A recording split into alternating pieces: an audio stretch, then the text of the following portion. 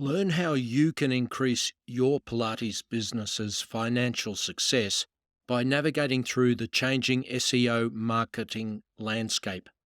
In this second episode of our Search Engine Optimization Minefield series, we let you in on the actual numbers that our clinical Pilates studio uses as key performance indicators to navigate SEO. Hey, we mentioned in the last episode about the numbers, and it's really good that we know our numbers and that we can share that with the industry here. Now, some of the numbers we know are actually wrong as well, or are changing because the SEO industry is changing. Can you remember some of the numbers, Tara? I think there were 5 or 6 that were input numbers that we were asking our consultants to use. And more recently, when talking with a service provider, a specialist company that we've moved to, as we lost the services of our consultant, we found that some of those were more relevant than others in the way they saw things. We wanted to keep some consistency, and they've understood that, and they're helping us to analyze the minefield with our numbers. What were some of those numbers? One was the site audit errors. You might remember we had, well, not a huge number, but we had a number of issues with our old website, which is the reason we went through the big rebuild. Yes. In addition to those changes that Google had put in that you also mentioned, was by doing that, we would resolve hundreds of errors that we were having on our website, which has now been done. We now have a site health of 95 when we last checked. That sounds healthy. That's a It good is number. 95%, pretty good, as long as it's not 95% unhealthy. But no, if that's not how it works, it's 95% healthy. That was a very successful project that we've gone through, but it means that now that we've resolved all of those errors, there could be another KPI, a key performance indicator number that we could be using for a new project that we're currently working on, which would allow us to better assess what our SEO professional or consultant is doing. That's a great example. Talking about our numbers, our input numbers, that number was more of a results number. The 95 number was improving our site health, but Site health, the yeah. input for that number that resulted in the site health being increased was the site audit errors, warnings, notices resolved. Resolved, yes. We liked it when they were resolved. Okay, so that was one, and it's not so relevant anymore because they're resolved. What was another one, which was the input number for the consultant or the company to work on for us? The first one on there is the pages audited or tweaked for on-page SEO. Pages audited or tweaked for on-page SEO. So definitely a work number, an input number that the consultant has to work on. We have 2 numbers that are quite similar here for this, and this is referring to pages that already exist on our site rather than new pages that are set up, which are in theory set up already. Did we do lots of that in the last year? The pages audited tweak for on-page SEO was mainly a number that we were using because we were doing that big rebuild of our website. As David has said, we've had a website for almost 20 years now in various forms. So there's a lot of different pages on that website. We haven't kept 100% of all of the pages we've created in that time. But there was a lot to go over and make sure, as we talked about before, that was relevant to where our business was now as opposed to where our business was at any other point in those 20 years. So that's one of the input numbers. And the other one was mapping the keywords and doing the SEO for new or repurposed pages. This was new content, new blog articles, or other things that were being created from scratch on our website, as well as things that we were repurposing. If we had an old blog article that we'd written that there was now new information or a better way that we could talk about, for example, like how back pain could assist, how Pilates could assist back pain. Back pain doesn't usually assist with Pilates. It assists people wanting to do Pilates. Gets them into Pilates, and then we assist them with the back pain. Yes. But yeah, we have quite a few articles that we'd written in the past, but since then, Claire has had 10 more years of instructor experience. She's gone on training courses. We've got our other instructors. Techniques in Pilates have changed, and we want to be updating that content and making sure it's still the best possible content, the most relevant possible content for the people who are looking for our services. That's right. And I think out there in clinical Pilates business land, people will be thinking, oh, it's just so hard, it's so complicated, so many things. And this is true, we agree with you. And that's why it's good to have help, direction with the map through the minefield, part of that map and guidance right now with what we're doing. But certainly now we're transitioning to a company that promises quite a bit in this direction. It's worthwhile persevering, particularly if you do have guidance and help, so that you do what you can with SEO. You don't have to be experts yourself, but you do have to pay attention, keep your eyes open, and make some decisions. Align yourself with what is actually happening in the world there. You can't just close your eyes and walk blindly through the minefield. Not a good strategy. What's another number, Tara, for the input, the work that needs to be done on SEO? Another one that we have is related to something else you brought up, David, earlier, the number of backlinks being audited, removed, or disavowed. Yes. So audited, they might be a good backlink that we do actually want to leave. Removed, it might be a bad link and we want to ask them if they'll remove that link to our website. Or disavowed, for any website where we've asked them to remove the link and they haven't, we can add it to Google's list to say, please remove from all records, get rid of it. Disavow that backlink. Go ahead, disavow. All right, that's a few numbers that we've got there, but I know that there are one or two others that we had for our consultant that we thought were important, at least. David mentioned these toxic backlinks that we want to get rid of. We also want to build good backlinks to our website. The other two numbers were related mostly to that. You would have the good link prospects found and the outreach emails being sent. Why did we want to find good backlinks? Having good quality backlinks improves our domain authority. Yes. Makes our website more reputable. And if we're more reputable, we're more likely to rank better for those keywords. Is that the link? I believe so. We believe that's the link. And we'll confirm that later on in the series. That's another theory that we've come up with that we think is probably correct from previous experience. We'll check on that and come back. We never really had a lot of success with building backlinks. That's the main point with the backlinks. Our consultant spent, it seems, a lot of time sending emails and getting no response.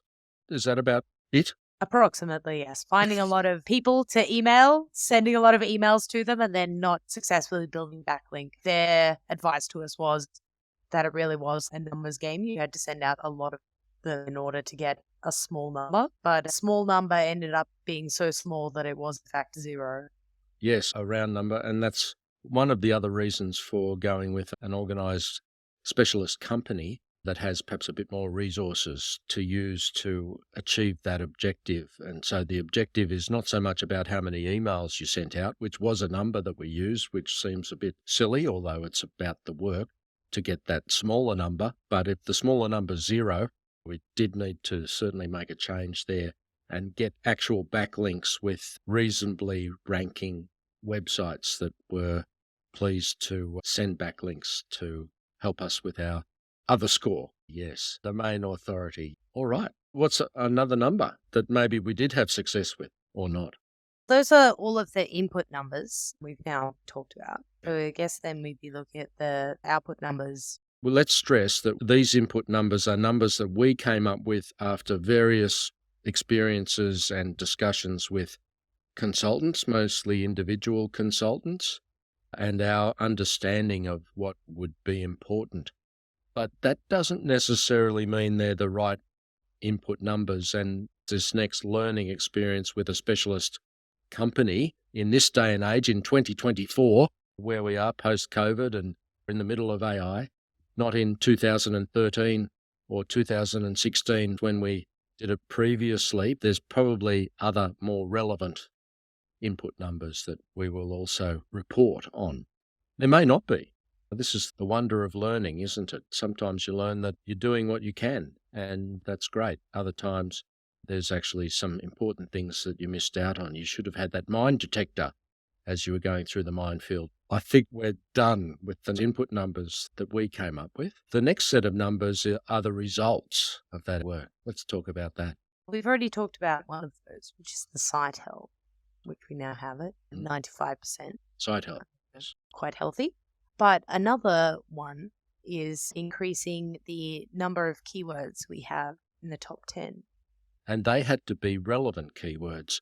It couldn't be diesel, petrol in Cambodia. That would not be a good keyword phrase to rank for in the top 20. You wouldn't want to rank for that, would you? Not in our business. Yeah, not unless you were selling diesel, petrol in Cambodia. That doesn't appear on our website, so it would be quite hard for us to rank for that keyword anyway, David. That's the key with keywords. They need to be things that are going to be relevant to your target market. People are going to search for them, and they're going to find a page of yours that has those keywords on there. That allows the client to connect with your website in a meaningful way because they're the sort of services or the answers to the questions that they're after. Am I on the right track, or have I wandered again blindly through the minefield, thinking I know what a mine looks like? And that's pretty much it. It's about finding the search terms that people are using and then applying them to the correct pages on your website. You may offer Pilates sessions at your studio, but if you find that people searching for Pilates in your city are landing on your beginners course page, and then those people are not actually beginners, it's going to be turning them off. They'll say, oh, this is me. You want to make sure it's the most relevant page to the types of people searching for the particular terms that you're trying to target. And the terms should be based on the types of people that you're trying to target, the services that you offer, the types of problems that you're providing solutions to, those sorts of things. Excellent. I think that's spot on. That and an indication of our learning over the years on these topics. And I congratulate us on having achieved that. But of course, it's a continuous learning environment, the minefield. You just can't afford to not know as much as you need to know to get through. To keep going through the minefield, the SEO minefield is never ending in my observation. It just goes off into the distance and I don't see an end. There's not a choice about walking through it. The only choice is you should have your eyes open and know as much about the minefield, have the right map, have the right guide to that map as you possibly can afford to have. Now, if you're on your own as a clinical Pilates professional without any marketing support, that can be quite daunting. It depends on the scale of your operation too. With Pilates Can, we've got a dozen instructors and we've got a reasonable scale of operation for a small business in a relatively small city. So we can afford to have Tara as marketing manager with Pilates Can spending some time on this sort of thing and myself spending time on this as well. But if you don't have those resources, we hope that what we're letting you know about will be helpful in this series, and we'd encourage you to listen on while you're driving or while you're walking the dog or while you're climbing a mountain, whatever it might be. We feel really privileged to be in your ear with what we've got to learn, and that was a good piece of learning. Everyone should subscribe, of course, David, to the Pilates Business Podcast, and then they'd be able to listen to my amazing analysis again and again, right? Is this where the music comes in so that people can subscribe? It could be if you wanted to. Did you want to do a little... Yeah, let's put the music on.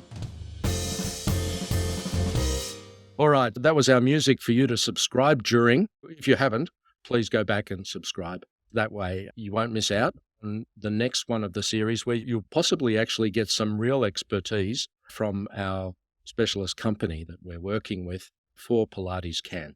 We've got some more numbers in the meantime that we thought were important. Output numbers, trailing numbers, results numbers. Yeah, the next one is the average time on page. Yeah, and that was pretty controversial for us, wasn't it? Because how do you measure it? Which pages? There was a number of complications with this one when we were discussing it. Yeah, both it's complicated to track and it's not a true measure of how long someone is necessarily spending on your website for a number of reasons. One, it's only tracking them on a particular page, and pages can have different purposes. A landing page might be quite simple, might have very little information on it, might just have a form for them to fill in. And so you could spend just a couple of seconds on such a page, whereas another page that's more information dense, one describing your services, people are going to spend longer on that page. So there is quite a lot of discrepancy between different types of pages that people are visiting and how long they spend on those pages. It also wouldn't track the last page. Once they went to another page within your website, then Google could record how long they were on the previous page for. If they go to a page, read something, and then go to google.com instead of another page on your website, that last page that they were on, that time is not recorded. Tara, it sounds like this number is about as useful as a reformer without springs. We had talked about this number possibly changing to something like the total session time, so how long they spend actually on your website. But that's something we're still in consultation with our new consultants about. This one's highlighted as a watch this space because it might be a number that ends up changing. We'll come back to you on that one. In the meantime, do we have a more useful number? We have a number that we thought was useful, but it's turned out to be controversial. Next, David, it's the domain authority that we were talking about before. Yes. And I think you know the full story on this because you did some research independent from our consultants on this. Domain authority is somewhat hard to track because everyone's search engine ranking page is slightly different based on the way that the algorithm is serving them. So it can be difficult to track the authority of your website because it's slightly different for each person.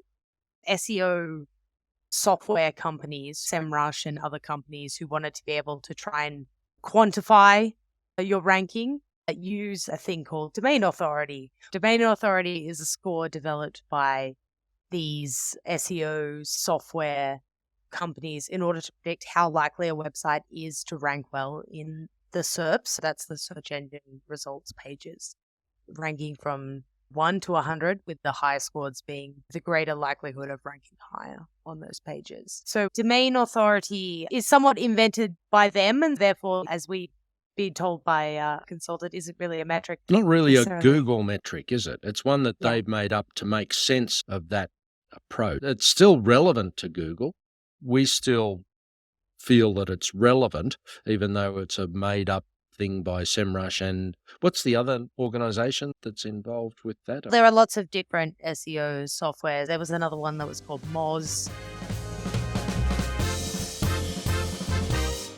We're going to endeavour to give you the good advice, ask the right questions from our specialist organisation that we're working with. If you're subscribed, then you'll get notification that one of those episodes is coming out, and you can get that information as well without doing anything other than clicking on our podcast. Do we have any other numbers that we thought were useful? The next number that we have on our list, which is possibly one of our most important, is the position of our keyword Pilates Canberra. The goal is for that to get to number 4. Oh, okay, number 4. It's not number 1, is it? It's not overly ambitious. Perhaps we should be aiming at number 1. Ideally, we won't complain if it's number 1. No. But also, one of the parts of making a SMART goal is making it achievable. We wanted to make it something that we thought we were actually able to do based on the position we were at when we made that goal. Yeah, if it gets to number 1, we won't be sending a letter of complaint to Mr. SERP, will we? Certainly not. Or perhaps certainly not. That's a good one. Okay, so that is important because obviously our top keywords are the ones that rank highest. They've got the most value. These keyword phrases carry a value, and if they're a low value, then they're easier to rank for, but they're not as effective in terms of getting to that target market who are actually searching that keyword. It usually includes things like the name of what you do and then the location of where you are. Big hints there in terms of what are usually valuable keywords to businesses like ours. What else have we got? What other output numbers, trailing numbers that we thought were relevant? We've got our last one now, David, our Pagespeed score. Oh, yes, the old Pagespeed score. At times it's gone up and times it's gone down, hasn't it, for various reasons. And sometimes we've known why and sometimes we haven't. Yeah, this is another number that comes from Google. It's Google's ranking of our page speed performance. So it's also dependent on the things that Google thinks are important or not important for your page speed. And it used to be more important years ago, 2, 3, maybe, not sure. In the reports from Google Land, we were told that page speed was really important, particularly on phones, because more people are using phones perhaps than laptops, desktops. What we've learned is it seems to have receded in importance, in priority for what's most important to Google, and perhaps why you would be ranked higher for various pages that you might have. Is that your understanding as well? Well, I don't think it's particularly important to your ranking. I think it does affect your ranking, but when it's 2% of how high your ranking is and the other 98% of your ranking is coming from something else, I think it's just a good thing to have. The other thing is it depends on the sort of business that you have. If you have a business where people are buying things on your website, you want it to be very quick. You want it to load so that they can quickly make that purchase before they change their mind and decide they don't want to buy that thing anymore. Whereas that's not really the sort of experience that people are having on our website. Yep. We're selling a service that often people want to spend a little more time thinking about because it's a large commitment to improving their body. They want to make sure that they're making the right choice. That's a large commitment to their time and their money over that length of time that they might commit themselves to their, as we like to say, excellent Pilates exercise habit, and us helping them establish and maintain that.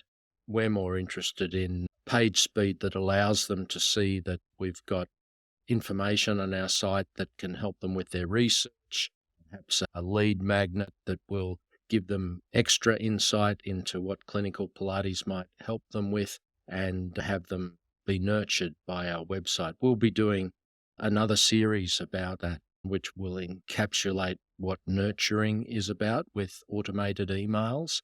Yeah, it's not important unless it's really too slow. If your page just isn't loading, that's a no-no, isn't it? You can't have that.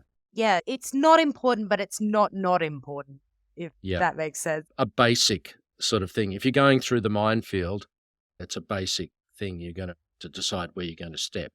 You're going through the minefield, you've got the map, it's on an iPad. You need the iPad to load the map. If it's still spinning, thinking about it, you're going to get impatient.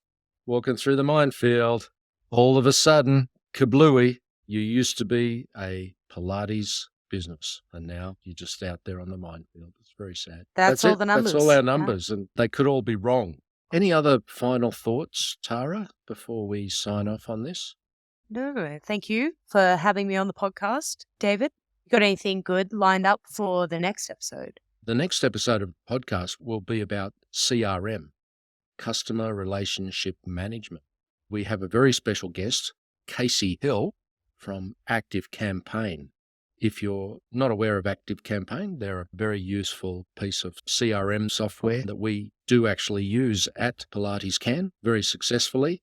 There are many different types of CRM software, other competitors with ActiveCampaign. We'll talk about that as well in our episode with Casey, which will just be the start of that series. We'll look at the benefits of having a CRM and using a CRM properly. That's an exciting episode coming up next week. Until that time when we're speaking with Casey Hill from ActiveCampaign, we'd invite you to stay awesome. Perfect. Excellent.